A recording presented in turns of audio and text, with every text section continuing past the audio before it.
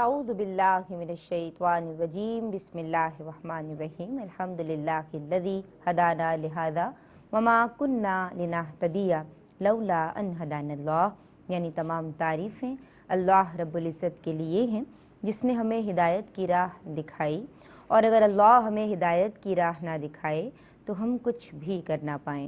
اللہم صلی علی سیدنا و مولانا محمد عدد ما فی علم اللہ صلاۃ دائمۃ بدوام ملک اللہ۔ السلام علیکم ورحمۃ اللہ وبرکاتہ۔ ناظرین کرام، آپ دیکھ رہے ہیں پروگرام دین اور خواتین، اور اس ذرائع ناچیز کو ندا نسیم کاظمی کہتے ہیں۔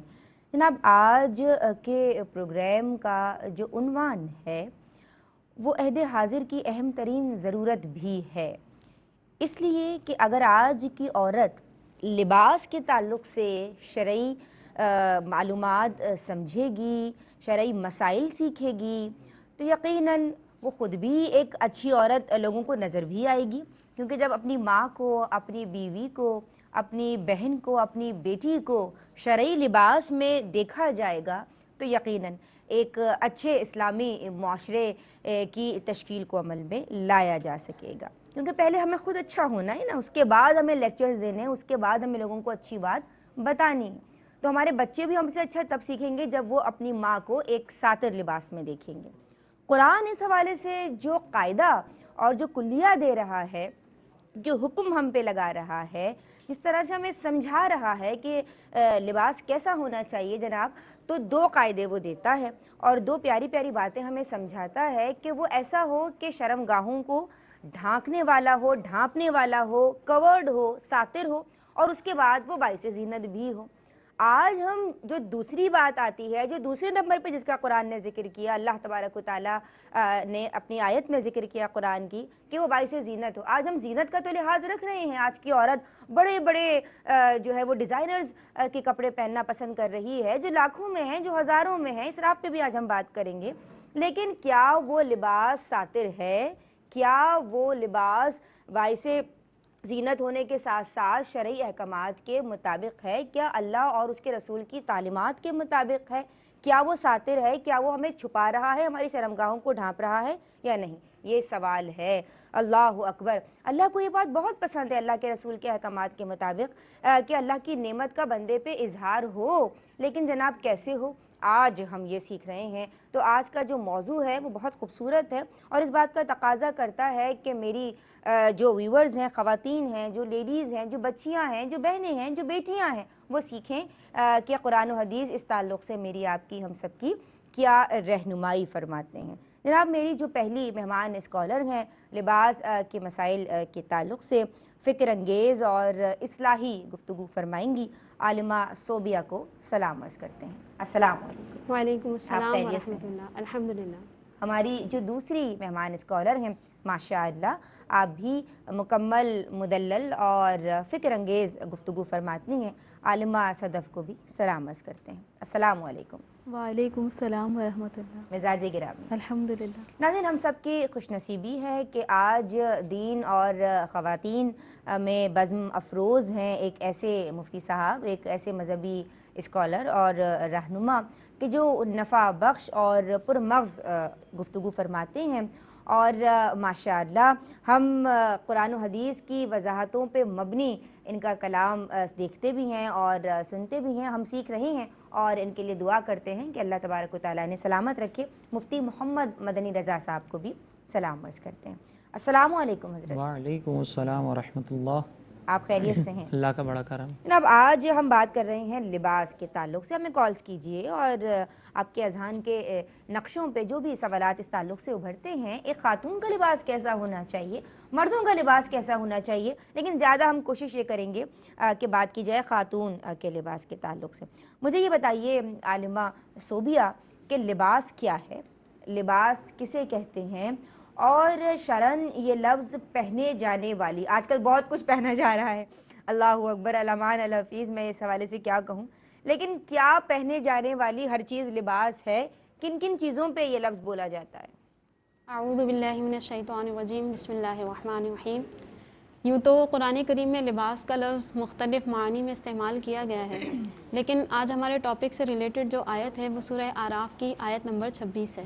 اللہ تبارک و تعالیٰ ارشاد فرماتا ہے، یا بنی آدم، کہ اے اولاد آدم، قد انزلنا علیکم لباسا یواری سوآتکم و ریشن، یعنی ہم نے تمہارے لیے لباس نازل فرمایا، ایسا لباس جو تمہارے ستر کی حفاظت کرتا ہے، تمہارے ستر کو ڈھانپتا ہے اور وہ تمہارے لیے زینت ہے۔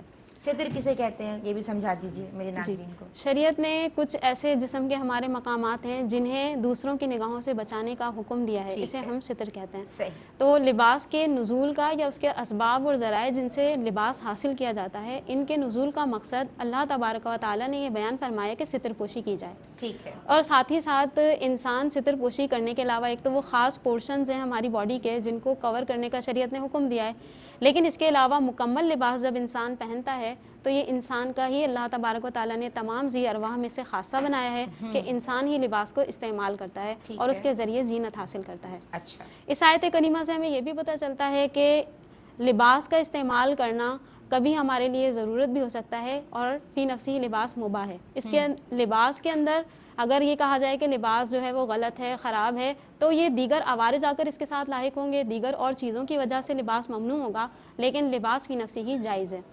جیسے کبھی لباس کا استعمال کرنا نیت کے اعتبار سے حرام ہو جائے گا، جیسے کوئی غرور تکبر کی نیت سے لباس کو استعمال کرے، لباس میں اسراف کرے تو لباس کا استعمال حرام ہو جائے گا، لیکن لباس کو اگر اچھی نیت کے ساتھ استعمال کیا جائے تو یہ مستحب بھی ہوگا۔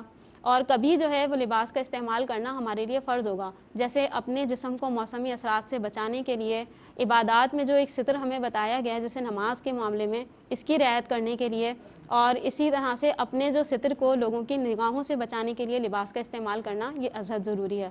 اور جو آپ نے ارشاد فرمایا کہ اللہ تبارک و تعالیٰ نے اس کو ہمارے لیے زینت کا ذریعہ بھی بنایا ہے، تو یہ حدیث میں ہے کہ نبی کریم علیہ السلام نے فرمایا کہ تمہارا لباس جو ہے وہ اس طرح کا ہو کہ تمہیں اللہ تعالیٰ نے جو مال انعام اکرامات دیے ہیں ان کی نعمت کا اظہار تمہارے لباس کے ذریعے سے ہونا چاہیے۔ صحیح، تو ٹھیک ہے۔ یہ ایک مختصر سا لباس کا تعارف ہے۔ اب اگر ہم دیکھیں، اور اگر لباس ہی مختصر ہو تو ابھی اس تعلق سے اس پہ ہم آگے بات کر لیتے ہیں۔ ابھی اگر ہم دیکھیں تو جو چیزیں بھی ہم پہنتے ہیں جو ہماری باڈی کو چھپاتی ہیں، ہمارے بدن کو چھپاتی ہیں، انہیں ہم لباس کہتے ہیں۔ صحیح۔ اس میں صرف قمیص شلوار دوپٹہ نہیں ہے، بلکہ ہمارا عبایا، ہمارا اسکارف اور موزے، دستانے اور جوتے بھی لباس کے اندر شامل ہیں۔ ٹھیک ہے، میں چاہوں گی کہ سنتوں کے حوالے سے بات کی جائے، لباس کیسے پہنا جائے، حضور کس طرح سے لباس پہنا کرتے تھے، کون سی دعا پڑھا کرتے تھے، اس تعلق سے آپ کیا رہنمائی فراہم کریں گی اس کال کے بعد۔ السلام علیکم۔ وعلیکم السلام۔ میری بہن تھوڑا سا لاؤڈ بولیے گا، آپ کے مزاج گرامی۔ السلام علیکم۔ وعلیکم السلام، کیسی ہیں میری بہن؟ ٹھیک ٹھاک، آپ سنائیں؟ الحمدللہ علی کل حال۔ میری بہن کا نام کیا ہے اور سوال کیا ہے؟ جی میرا نام نادیہ ہے۔ میرا نادیہ۔ 2 سوال ہیں۔ جی نادیہ۔ کہ میرے ساتھ کالج میں غیر مسلم میری دوستیں پڑھتی ہیں نا، جی جی۔ تو ان کو سلام پہلے میں سلام کرنا چاہیے یا نہیں، اور وہ سلام مجھے کرتی تو وہ السلام علیکم کہتی ہیں، تو مجھے اس کے بارے میں کیا جواب دینا چاہیے؟ اچھا اور ان ٹھیک کے ہے، ساتھ کھانا پینا چاہیے یا نہیں؟ ان کے ساتھ کھانا پینا چاہیے یا کھانا نہیں؟ پینا، ٹھیک ہے جی، بہت شکریہ آپ نے ہمیں کال کی۔ اور کوئی سوال ہے؟ اچھا، السلام علیکم، ایک اور کالر۔ السلام علیکم میری بہن۔ ہیلو، السلام علیکم۔ وعلیکم السلام ورحمۃ اللہ۔ میری بہن حمیرہ ہیں یہ، کیسی ہیں آپ؟ پہلا سوال میرا یہ ہے کہ نقش و نگار والے برقعے استعمال کرنا کیسا ہے؟ نقش و نگار والے برقعے نا؟ اچھا ٹھیک ہے، بہت شکریہ آپ نے ہمیں کال کی۔ اچھا، کون کون سی سنتیں ادا کرنی چاہیے لباس کے تعلق سے؟ اعوذ باللہ من الشیطان الرجیم، بسم اللہ الرحمن الرحیم۔ اللہ تبارک و تعالیٰ سورہ احزاب میں ارشاد فرماتا ہے، لقد کان لکم فی رسول اللہ اسوۃ حسنہ، یعنی تمہارے لیے نبی کریم صلی اللہ علیہ وسلم کی ذات میں بہترین نمونہ عمل ہے۔ اور آپ صلی اللہ علیہ وسلم نے جو طریقے اختیار فرمائے وہ آپ صلی اللہ علیہ وسلم کی سنت کہلاتے ہیں۔ تو اب یہ جو لباس وغیرہ کی سنتیں ہیں، یہ سنتیں غیر موقدہ کہلاتی ہیں۔ اگر ہم ان پر عمل کریں گے تو ہمیں بے شمار کہہ لے کے ثواب بھی حاصل ہوگا، دینی اور دنیاوی فوائد بھی حاصل ہوں گے۔ لہٰذا جب آپ لباس تبدیل کرنے لگیں تو سب سے پہلے بسم اللہ الرحمن الرحیم پڑھ لیں۔ تو اس کا فائدہ کیا ہوگا کہ اللہ تبارک و تعالیٰ آپ کے اور وہ جو شریر جنات وغیرہ ہیں ان کے درمیان ایک پردہ حائل فرما دے گا، تو وہ آپ کو پریشان نہیں کریں گے۔ ٹھیک ہے۔ پھر جب لباس اتارنے لگیں تو بائیں جانب سے یعنی لیفٹ سائڈ سے ابتدا کریں، اور جب پہننے لگیں تو سیدھی جانب سے ابتدا کریں، جیسا کہ نبی کریم صلی اللہ علیہ وسلم نے ارشاد فرمایا کہ اذا لبست فابدا بالیمنا وَإِذَا خَلَعْتَ فَابْدَأْ بِالْيُسْرَىٰ، کہ جب تم لباس پہننے لگو تو سیدھی جانب سے ابتدا کرو، اور جب اتارنے لگو تو بائیں جانب سے یعنی لیفٹ سائڈ سے ابتدا کرو۔ اور جب لباس ہم پہن چکے تو اس کے بعد یہ دعا پڑھ لیں کہ الحمدللہ الذی کسانی ھذا ورزقنیہ من غیر حول منی ولا قوہ، یعنی تمام تعریفیں اللہ رب العزت کے لیے ہیں جس نے مجھے یہ لباس پہنایا اور مجھے میری قوت اور طاقت کے بغیر عطا فرمایا۔ اسی طرح جب ہم اس کا یہ بھی فضیلت ذکر کی گئی ہے کہ یہ پڑھ لیں گے تو ہمارے تمام صغیرہ گناہ اللہ تبارک و تعالیٰ معاف فرما دے گا۔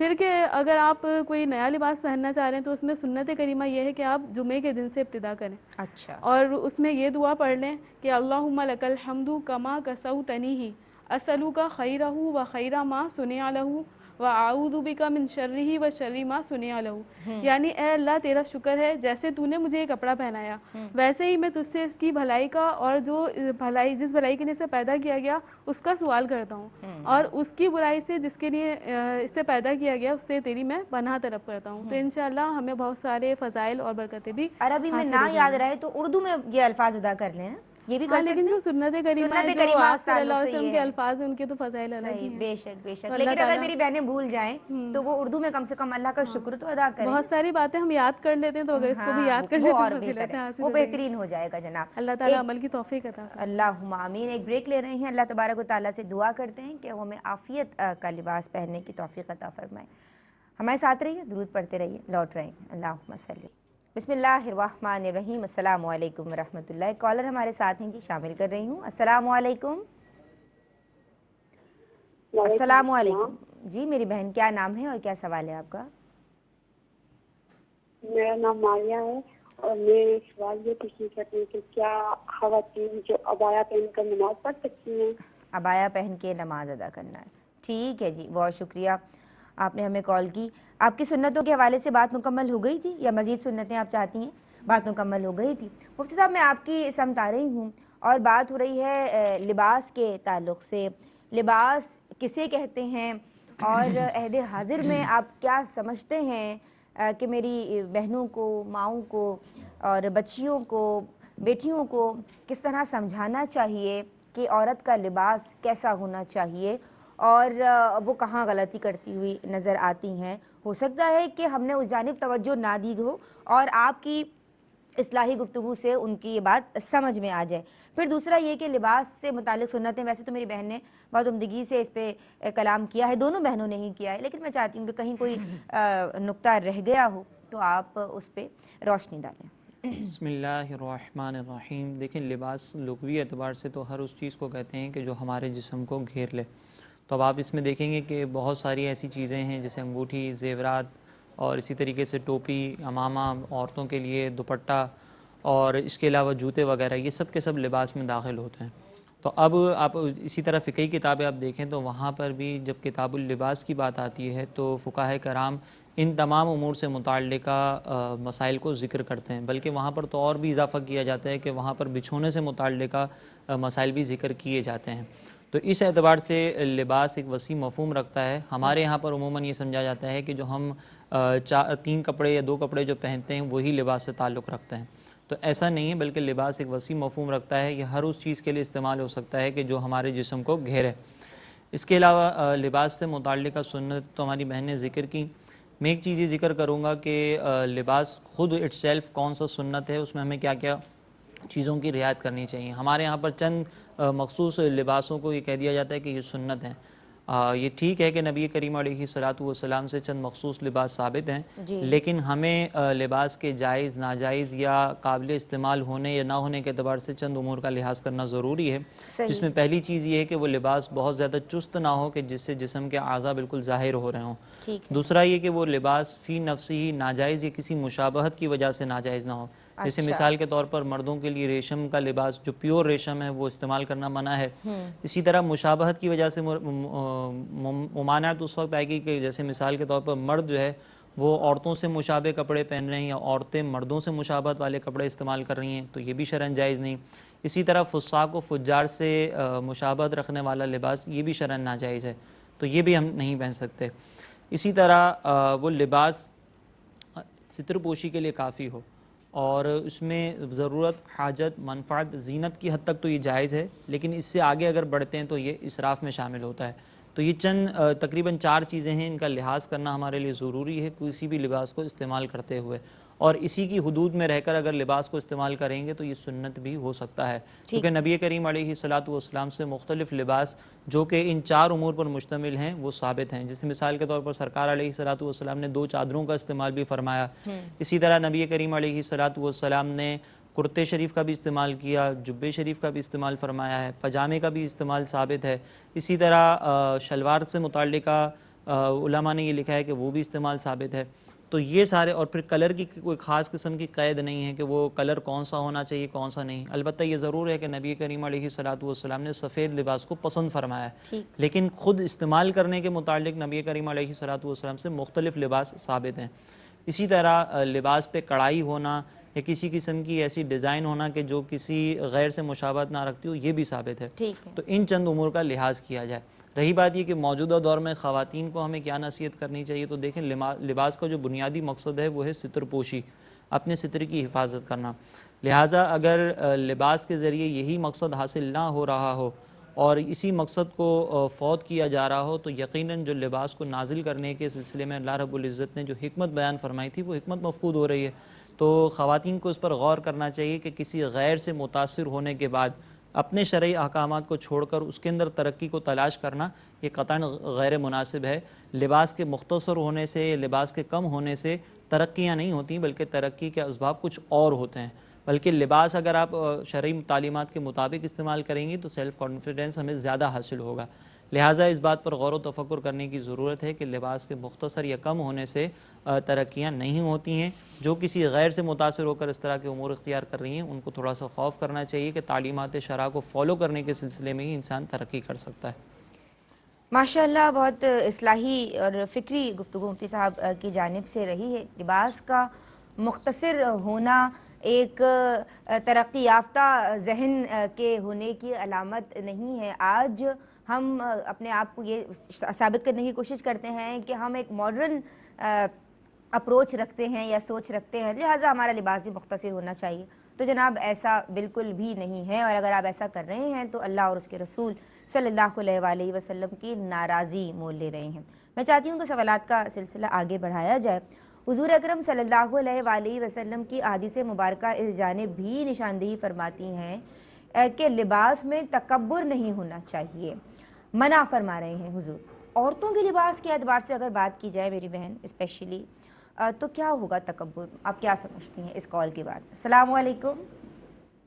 وعلیکم السلام. بہن کیسی ہیں آپ؟ الحمدللہ علی کل حال. کیا نام ہے میری بہن آپ کا؟ میں عشرت ہارون بات کر رہی ہوں کراچی سے. عشرت ہارون، خوش آمدید.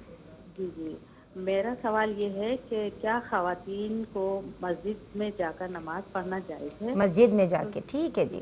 خاص طور پر اس کے لیے اہتمام کرتی ہیں، گھر میں جو نمازیں ہوتی ہیں ان کے لیے اہتمام کم ہوتا ہے. اچھا، مسجد کے لیے زیادہ اہتمام ہوتا ہے؟ جی بالکل بالکل. جو خواتین جا رہی ہوتی ہیں؟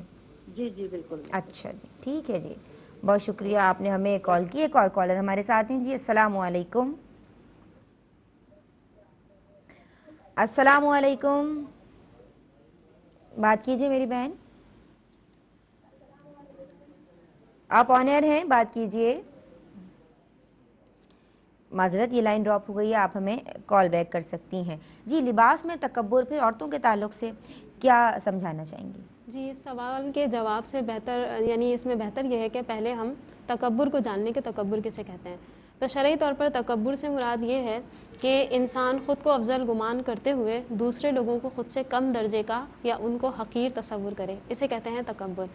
اور یہ زندگی میں معمولات میں ہر طرح کی چیز ہو سکتی ہے جس پہ تکبر کیا جاتا ہے. بعض لوگوں کو خوبصورتی پہ بہت زیادہ تکبر کرتے ہیں، وہ کسی کے پاس علم بہت زیادہ ہوتا ہے وہ اس پہ تکبر کرتا ہے، کسی کے پاس ظاہری مال و اسباب زیادہ ہوتا ہے وہ اس پہ تکبر کرتا ہے. اسی طرح لباس میں بھی تکبر کا عنصر پایا جا سکتا ہے کہ اگر ہم دوسروں کو نیچا دکھانے کی نیت سے کوئی لباس پہنتے ہیں تو یہ تکبر ہے اور اس سے ہمیں منع کیا گیا ہے.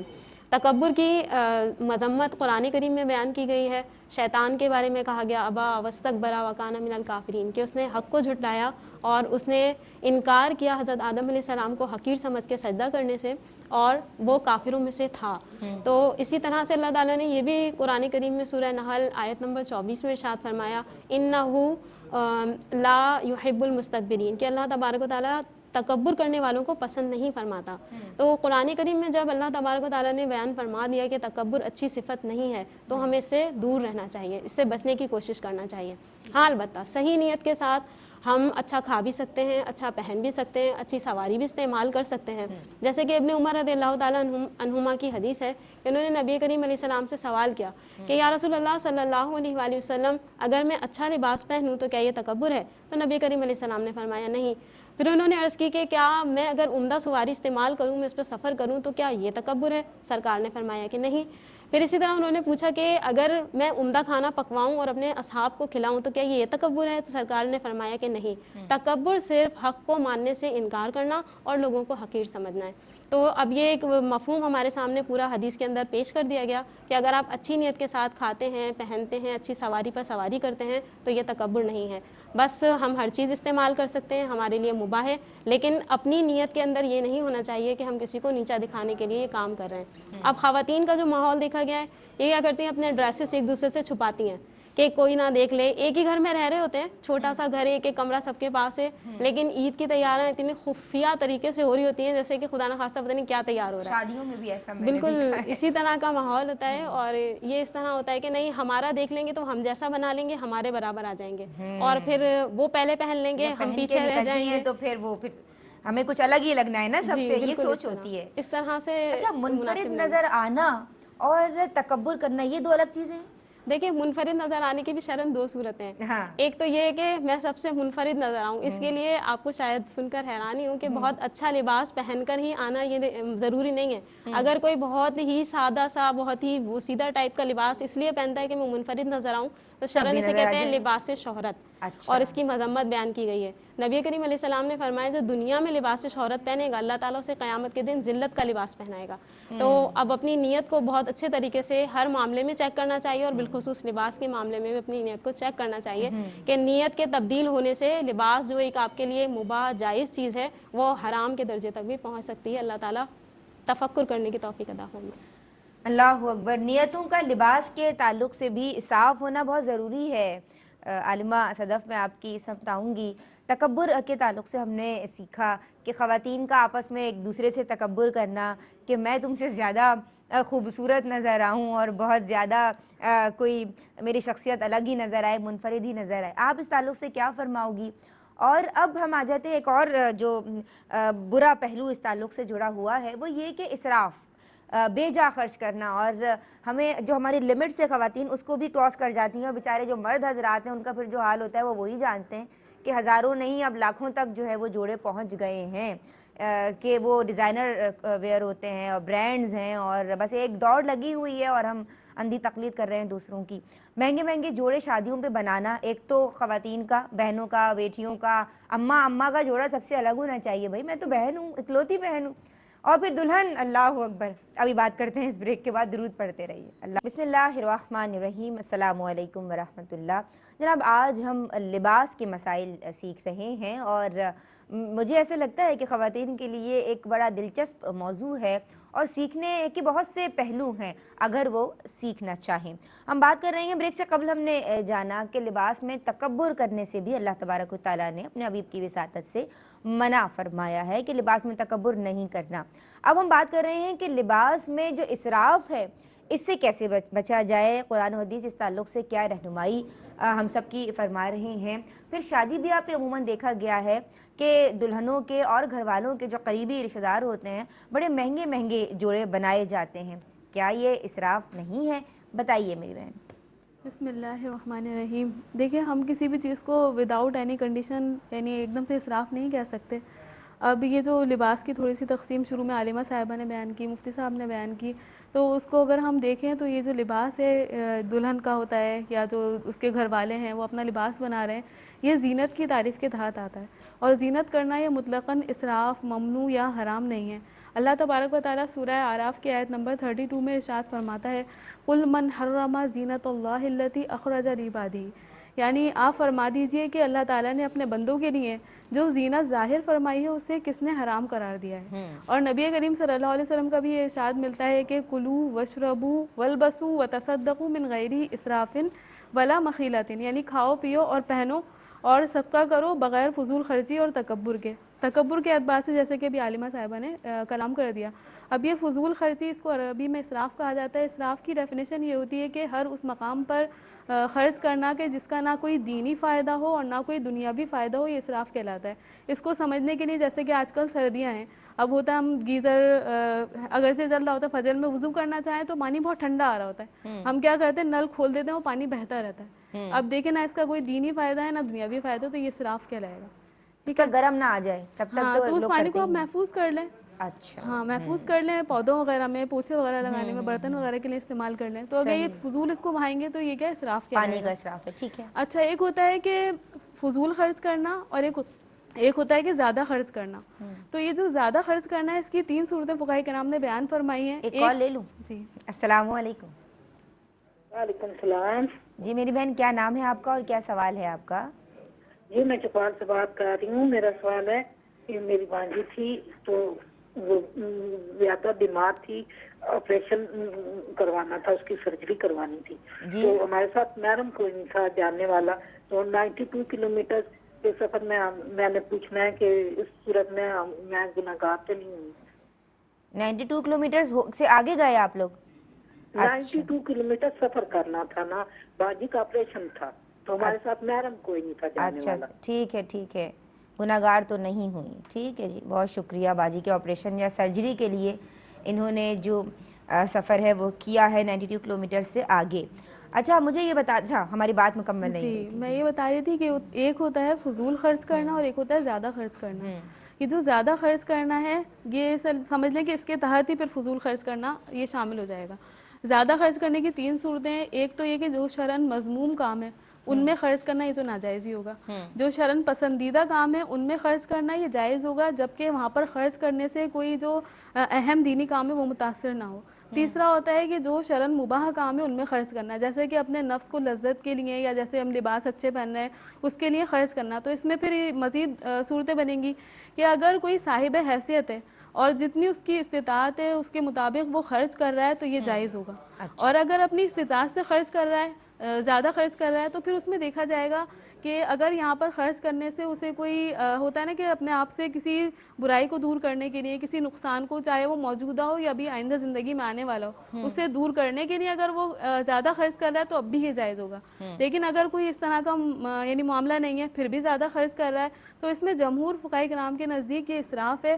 اور بعض یہ فرماتے ہیں کہ اگر یہاں پر خرچ کرنے سے کوئی برائی لازم نہیں آتی کہ مثلا یہاں خرچ کرے گا اور اس کے بعد اس کو ہاتھ یعنی پھیلانا پڑے گا، لوگوں کے سامنے ان سے مانگنا پڑے گا، تو پھر یہ اسراف ہے. اگر ایسا نہیں ہے تو پھر یہ جائز قرار دیا جائے گا. ٹھیک ہے جی، بہت شکریہ. بہت مدلل جواب آپ کی جانب سے ملا. مفتی صاحب میں آپ کی سمجھداری ہوں، تکبر اور اسراف یہ 2 مین پوائنٹس ہم نے ڈسکس کی، ہماری عالمات نے بخوبی جوابات دیے ہیں اس تعلق سے. آپ کیا فرمائیے؟ بسم اللہ الرحمن الرحیم. دیکھیں جیسے کہ ہماری بہن نے ذکر کیا نا کہ تکبر کا تعلق دل سے ہوتا ہے، یہ قلبی معاملہ ہے. تو ایسا ہی ہے کہ تکبر کا تعلق دل سے ہوتا ہے، لیکن بعض اوقات کچھ ظاہری علامات ایسی ہوتی ہیں کہ جس کی بنیاد پر ہم یہ کہہ سکتے ہیں کہ یہ تکبر ہے. اور کچھ علامات ہماری بہن نے ذکر بھی کی ہیں اور اس پر نبی کریم علیہ الصلوۃ والسلام کا یہ فرمان بھی ہے کہ جس نے اپنے ٹخنوں سے نیچے کپڑا لٹکایا تو اللہ رب العزت اس حصے کو آگ میں جلائے گا. تو یہاں پہ یہ تکبر کی علامت جو ہے نا، تکبر کی علامت ہونے کے باعث نبی کریم علیہ الصلوۃ والسلام نے اس پر یہ وعید ارشاد فرمائی ہے. لیکن جب بھی کوئی ایسی چیز ہو کہ جہاں پہ تکبر کی علامت ہو لیکن دل میں تکبر نہ ہو تو پھر اس کو ہم حرام نہیں کہیں گے، مکروہ تنزیہ کہیں گے. یہ بھی حدیث سے ہی ثابت ہے کہ اگر مثال کے طور پر نبی کریم علیہ السلام نے صدیق اکبر رضی اللہ تعالیٰ عنہ نے اس وعید کو سننے کے بعد عرض کی کہ یا رسول اللہ میرا کپڑا کچھ ٹخنوں سے نیچے چلا جاتا ہے، تو سرکار علیہ السلام نے فرمایا کہ تم ان میں سے نہیں ہو جو تکبر کے سبب ایسا کرتے ہیں. اب موجودہ دور میں خواتین کی کچھ تو ہماری بہن نے ذکر کر دی علامات کیا ہیں. دوسری ایک علامت جو میں یہ سمجھتا ہوں کہ یہ بھی تکبر کی علامت ہی ہے کہ جب کوئی برانڈ اپنا کوئی بھی جو لباس ہوتا ہے وہ مارکیٹ میں ڈیزائن اپنا مارکیٹ میں ڈالتے ہیں تو خواتین وہاں پر اپنے ساتھ باقاعدہ درزی کو لے کر جاتی ہیں کہ وہیں پر آپ وہ سی کر دو اور وہاں سے پہن کر ہم باقاعدہ شو روم سے نکلیں، یہ بھی دیکھا گیا ہے۔ تو یہ باقاعدہ ایسی علامت ہے کہ جو تکبر جس میں نظر آ رہا ہے، کیونکہ ایسی خواتین جو درزی کو اپنے ساتھ لے کے جا رہی ہیں، وہیں پر اس کو باقاعدہ شرنک کروا رہی ہیں، وہیں پر سلائی وغیرہ ہو رہی ہیں، تو اور پھر اس کے بعد فخر کے ساتھ باہر نکلتی ہیں، تو یہ ایک ایسی چیز ہے کہ جس کو موجودہ دور میں تکبر کی بہت بڑی علامت کہہ سکتے ہیں، اور خواتین کو اس سے بچنا چاہیے۔ البتہ یہاں پر بھی اگر کسی کے دل میں نہیں ہے تو کم از کم یہ مکروہ تنزیہی عمل ضرور کہلائے گا۔ دوسرا، اسراف کے بارے میں ہماری بہن نے بے تفصیل ذکر کر دیا۔ میں یہاں پر وہی ایک چیز جو پہلے ذکر کی تھی وہ ذکر کرنا چاہوں گا کہ جو بھی چیز ضرورت، حاجت، منفعت اور زینت سے زائد ہو یا اس میں ناجائز پہلو آ جائے تو وہ اسراف میں شامل ہوتا ہے۔ جیسے ضرورت سے مراد یہ کہ ستر پوشی کے لیے ہو، حاجت جیسے ستر سے زیادہ مزید کچھ حصہ ہمیں چھپانا ہو، جیسے نقاب وغیرہ آ جاتا ہے تو وہ حاجت میں شامل ہوگا۔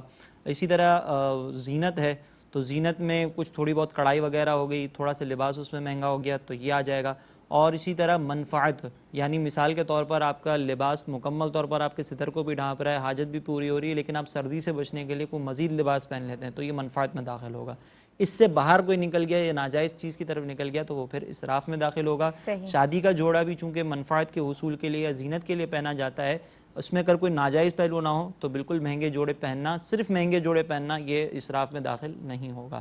ٹھیک ہے، پھر یہ بھی ڈیپینڈ کرتا ہے کہ ہم جو لڑکی ہے، لڑکی کے گھر والے ہیں وہ کس کلاس سے بلونگ کرتے ہیں۔ بعض لوگ مہنگا لباس ہی پہنتے ہیں تو وہ ان کے لیونگ سٹینڈرڈز بن جاتے ہیں یا برانڈز ہی پہنتے ہیں۔ معاشرے کے کچھ رسم و رواج ہوتے ہیں، کچھ اپنے سٹینڈرڈز ہوتے ہیں، شریعت اس کا لحاظ کرنے سے منع نہیں کرتی، لیکن اس کو ناجائز پہلو کی طرف لے کے جانے سے منع کرتی۔ ٹھیک ہے، لیکن ایک خاتون جو ہے وہ ایک نارمل لان کا جوڑا پہن سکتی ہے، لیکن اپنے میاں سے لڑ کے وہ ہزاروں کا جوڑا پہنے تو پھر وہ اسراف کی طرف جا رہی ہے۔ ہمیں خود اپنے سٹینڈرڈ سیٹ کرنے ہوں گے۔ یہ بھی مطلقاً نہیں ہو سکتا۔ اچھا، یہ بھی مطلقاً نہیں ہو سکتا، یہ ڈیسائیڈ کرنا پڑے گا۔ اچھا مفتی صاحب، میرے پاس بہت سارے کالرز کے سوالات ہیں، اور نادیہ نے پوچھا کہ غیر مسلم ان کی فرینڈز ہیں، ان کو وہ سلام کرتی ہیں تو کیا یہ جواب دے دیں یہ سلام کر سکتی ہیں یا نہیں کر سکتی؟ ان کے ساتھ کھانا پینا کیا شرعی معاملہ؟ دیکھیں، پہلے تو یہ دیکھا جائے گا کہ ان کی طرف سے اگر ہم کوئی ظاہری رویہ اختیار نہ کریں تو نقصان کا اندیشہ ہے یا نہیں۔ اگر نقصان کا اندیشہ نہیں ہے تو پھر ان کے ساتھ تعلقات کی کوئی ضرورت نہیں ہے۔ اگر نقصان کا اندیشہ ہے تو سلام میں پہل کسی دوسرے لفظ کے ساتھ کر لیں، ہائے ہیلو وغیرہ کہہ دیں، اور اگر وہ سلام کرتی ہیں تو فقط وعلیکم کہہ دیں، اور اگر نقصان کا ہی اندیشہ ہے تو پھر کھانے پینے میں کوئی حرج نہیں۔ خواتین مساجد میں جا کے بھی نماز پڑھ رہی ہیں، بیرون ملک ہم نے یہ زیادہ دیکھا ہے، لیکن اگر پاکستان میں بھی یہاں بھی ایسا ہو رہا ہے انڈو پاک میں تو کیا حکم ہوگا زیادہ اہتمام کر کے؟ دیکھیں، باقاعدہ اس کا اہتمام کرنا تو مناسب نہیں ہے، کیونکہ خواتین کے لیے یہی بہتر ہے کہ وہ اپنے گھر میں پوشیدہ رہ کر نماز ادا کریں، لیکن بالفرض اگر کہیں جا رہی ہیں اور وہاں پر کوئی اصلاحی بیانات وغیرہ بھی ہو رہے ہیں تو کچھ شرائط کا لحاظ کرتے ہوئے جا سکتی ہیں کہ محرم کی اجازت ہو، یا اگر شادی شدہ ہیں تو شوہر کی اجازت ہو۔ اسی طریقے سے وہاں پر یا تو محرم کے ساتھ جائیں یا چند امینہ خواتین ایک ساتھ جائیں، وہاں پر جا کر مقصد صرف نماز میں شرکت ہو، کوئی دوسری غیبت وغیرہ نہ ہو، علیحدہ انتظام ہو، اور پھر واپس فوراً آ جائیں اور رات کے وقت نہ جائیں تو یہ زیادہ مناسب ہے۔ کرسی پہ بیٹھ کے نماز کیسے پڑھی جائے گی؟ دیکھیں، کرسی پہ بیٹھ کر نماز اس صورت میں اگر بالفرض زمین پر بالکل بھی سجدہ نہیں کر سکتے تو پھر تو ٹوٹلی نماز بیٹھ کر ادا کریں، اور اگر عموماً خواتین کرسی پہ جو نماز پڑھتی ہیں ان کی یہی صورت ہوتی ہے۔ بالفرض اگر وہ سجدہ کر سکتی ہیں تو رکوع وغیرہ کے لیے کرسی پر بیٹھیں اور سجدہ زمین پہ کریں۔ رکوع اور سجدے میں ڈیفرنس تھوڑا سا کرنا پڑے گا کہ رکوع میں تھوڑا کم جھکیں اور سجدے میں اسے تھوڑا سا زیادہ جھک جائیں۔ سرجری کے لیے 92 کلومیٹر سے وہ آگے چلے گئیں، گناہگار ہوئیں؟ دیکھیں، اس میں صورت ہے کہ اگر بالفرض بہت زیادہ ضرورت تھی، یہاں پہ کوئی ڈاکٹر نہیں تھا، اویلیبل نہیں تھا، یا یہاں پہ وہ علاج نہیں ہو سکتا تھا اور محرم بھی نہیں ہے، پھر وہاں پہ گئی ہیں تو اس میں رعایت ہوگی، اور اگر بالفرض وہاں پہ جانے کی ضرورت نہیں تھی، یہاں پہ ڈاکٹر تھا، علاج وغیرہ ہو سکتا تھا، پھر گئی ہیں تو پھر گناہ گار ہوں گی۔ نقش و نگار والے برقعے اور عبائے میں نماز ہو جائے گی؟ عبائے میں نماز ہو جائے گی۔ نقش و نگار والا برقع اس طرح پہننا کہ لوگوں کی نظریں اس طرف اٹھیں، یہ درست نہیں ہے۔ اگر تھوڑا بہت نقش و نگار ہے کہ لوگوں کی نگاہ نہیں اٹھتی تو اس میں کوئی پہنا جا سکتا ہے۔ بہت شکریہ مفتی صاحب آپ کا، عالمہ صوبیہ شاکر آپ کی، عالمہ صدف پروین آپ کی، میں بہت ممنون ہوں۔ ناظرین، آپ لوگوں کا بہت شکریہ، آپ لوگ کالز کرتے ہیں، ہمارے پروگرامز کو کامیاب بناتے ہیں۔ اللہ تبارک و تعالیٰ سے دعا کرتی ہوں کہ وہ ہمیں شرعی طور پہ ساتر لباس پہننے کی، اسپیشلی خواتین کو، توفیق عطا فرمائے اور ہم سب سے راضی ہو جائے۔ فی امان اللہ، السلام علیکم ورحمۃ اللہ۔